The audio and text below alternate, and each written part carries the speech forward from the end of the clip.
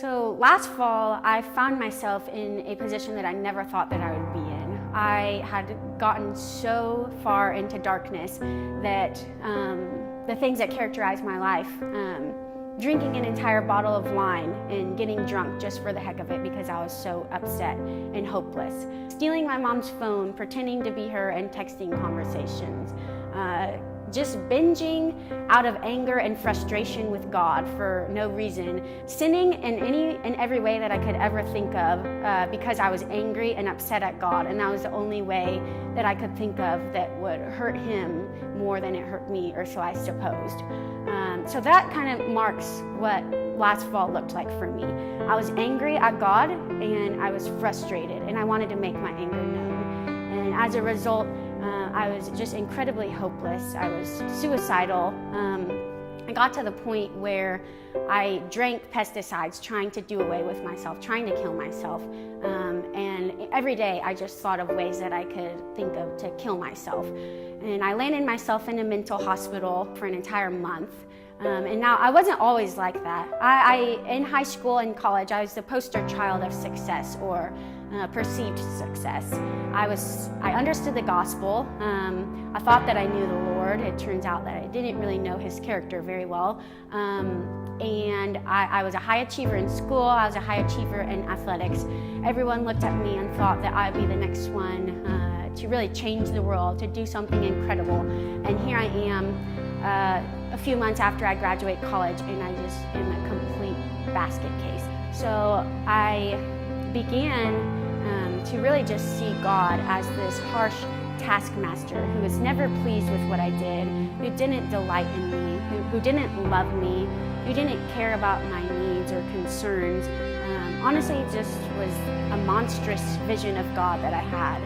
And so the more that I believed that that was the character of our God, even though I would claim that I was still following the Lord, I would claim that I wanted to serve him, that I wanted to love him, essentially those were all just out of fear. And so I was serving him out of kind of just obligation. And essentially it got to the point where I didn't even want to serve him anymore. And that's when I really snapped that.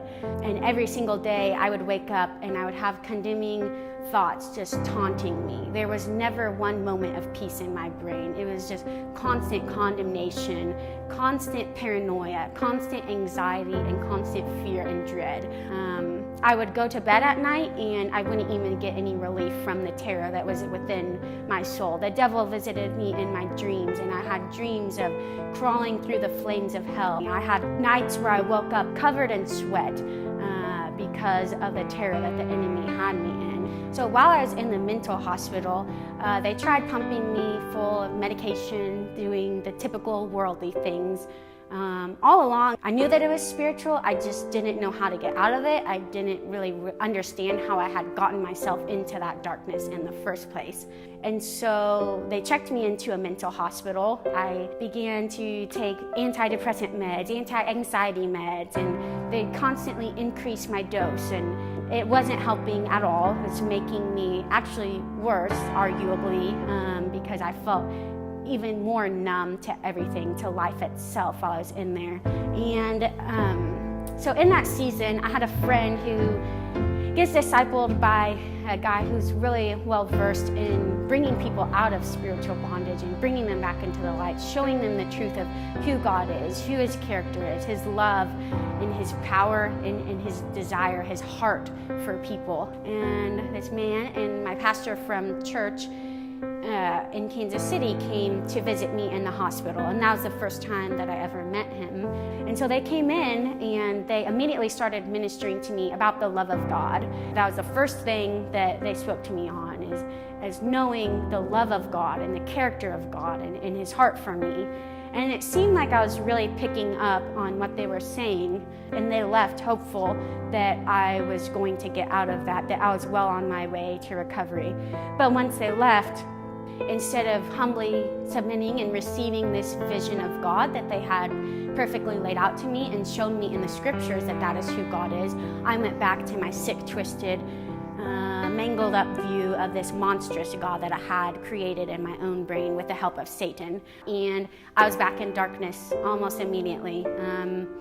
And so they came again and did the same thing. And it happened time after time where they thought that they had really broken through with the light, and then they would leave, and instead of receiving this view of who God was, instead of claiming that by faith and trusting that that is who God is and staking my will on it, I went back and continued to accuse God. I ended up being in that hospital for 15 days. I got released into an all-day hospital, and that's when the really reckless and impulsive behavior started to ensue, because I was at home more often, and I still was completely suicidal. I was completely bound up by Satan.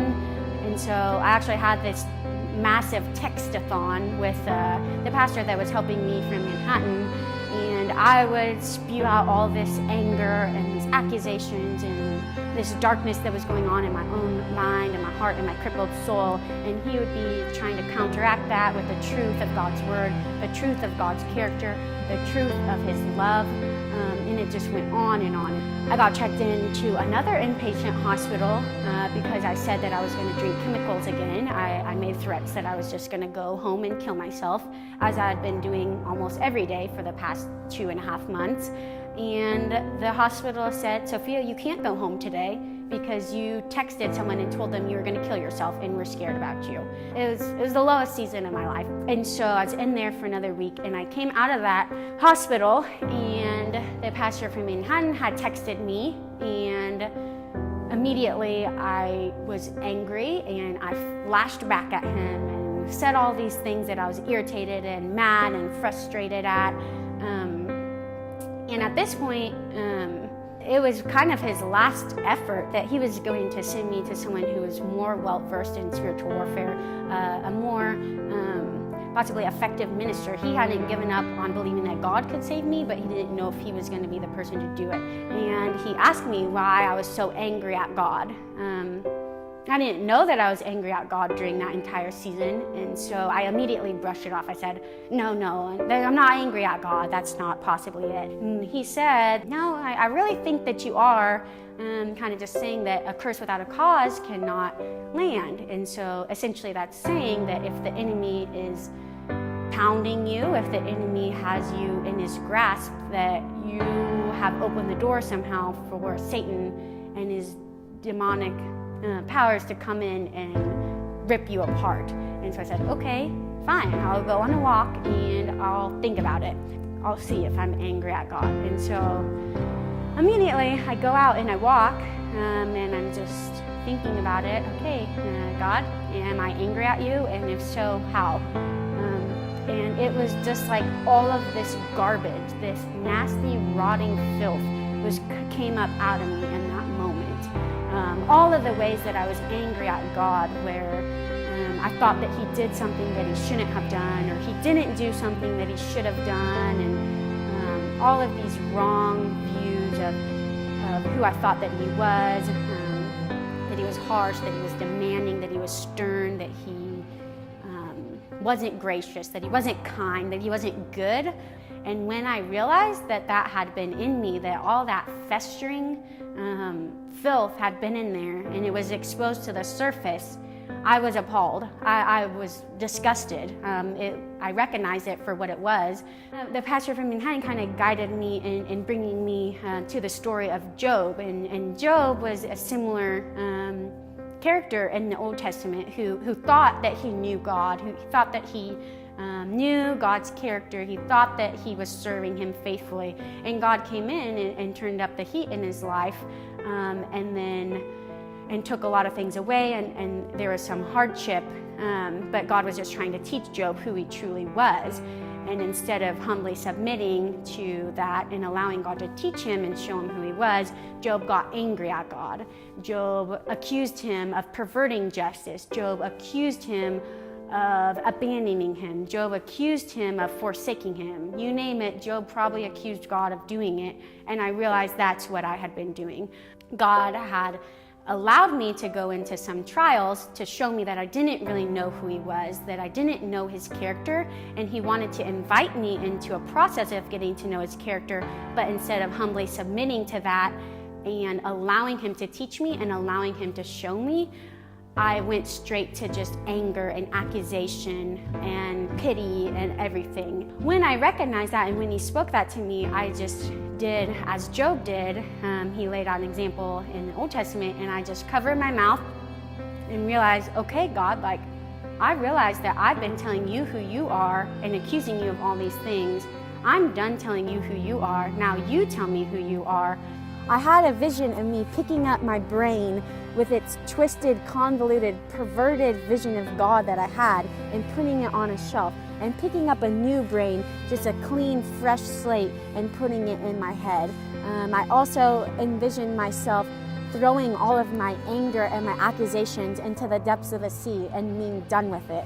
And immediately, in an instant, my thoughts that had been racing, condemning, taunting, paralyzing me for 3 straight months were calm. There was nothing going on in my mind. It was complete and utter peace. When I did that as well, the entire season of darkness, I was so defiant and in so much rebellion against God that I felt like I didn't have a soul. I felt lifeless, that I was a walking carcass. And when I repented and renounced that vision of God and chose to believe God's true character that he portrayed himself to be in his word, I immediately felt a rush of life come into me once more. And I tangibly felt physical chains being broken off of me. And I felt light and had hope in a future again. And people had questioned me, did you know in that moment, or did you ever question your deliverance? And I just looked them in the eye and said, you don't know what it's like to go from death to life. That's what I did in that moment. I was dead and I was alive again. And since that, God has completely redeemed every single thing. He has taken up all of that garbage and that terrible season, and he is using it to set others out of a similar darkness. He is using it to be a sword and a weapon that I can swing against the enemy in other people's lives as well, to bring them out of similar bondage and similar darkness. He hasn't taken away the memory of that season, but he's completely taken away the sting of it. I don't feel any shame. I don't feel any regret. That is the character of our God, that he takes what was gross, what was broken, what was dark, and he molds it into something that is beautiful, something that can be used for his purposes. He can redeem anything, and he is showing me that in my life. And I'm so amazed at our faithful Savior, who continues to pick me up when I fall and set me back in his loving and outstretched arms.